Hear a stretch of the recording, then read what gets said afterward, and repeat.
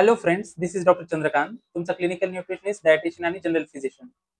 What is food guide pyramid?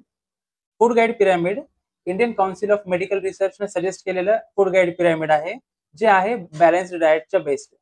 आणि त्याच्यामध्ये specially सांगितलेलं आहे की डेली मॉडरेट ऍक्टिव्हिटीज करायला पाहिजेत, म्हणजे फिजिकल ऍक्टिव्हिटीज.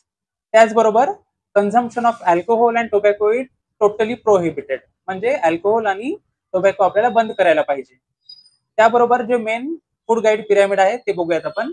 त्याच्यामध्ये 4 लेवल्स असतात.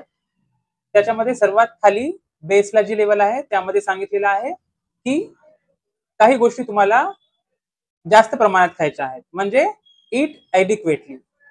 जनरली 6 ते 10 सर्विंग्स तुम्ही त्या गोष्टी दिवसभरातून खायला पाहिजे.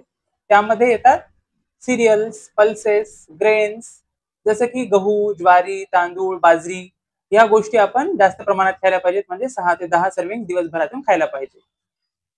त्यानंतर आहे सेकंड रो, त्यामध्ये येते ईट लिबरली, म्हणजे आपल्याला दिवसभरामध्ये अशा काही गोष्टी खायच्या आहेत जसं की फळे, पालेभाज्या यांचं प्रमाण 4 ते 6 सर्विंग्स दिवसभरामध्ये झाल्याच पाहिजे.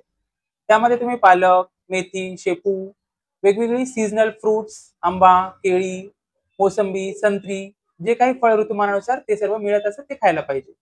4 ते 6 सर्विंग्स.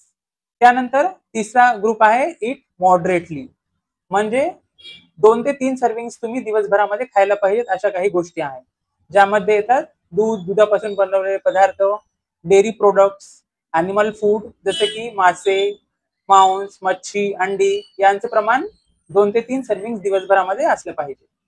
त्यानंतर सर्वात लास्टला येते ईट स्पारिंगली, म्हणजे खूप कमी प्रमाणात आपण त्या गोष्टी खायला पाहिजेत, जसं की तेल, तेलबिया, त्याबरोबर गोड पदार्थ हे दिवसभरामधून खूप कमी प्रमाणातच खायला गेले पाहिजेत.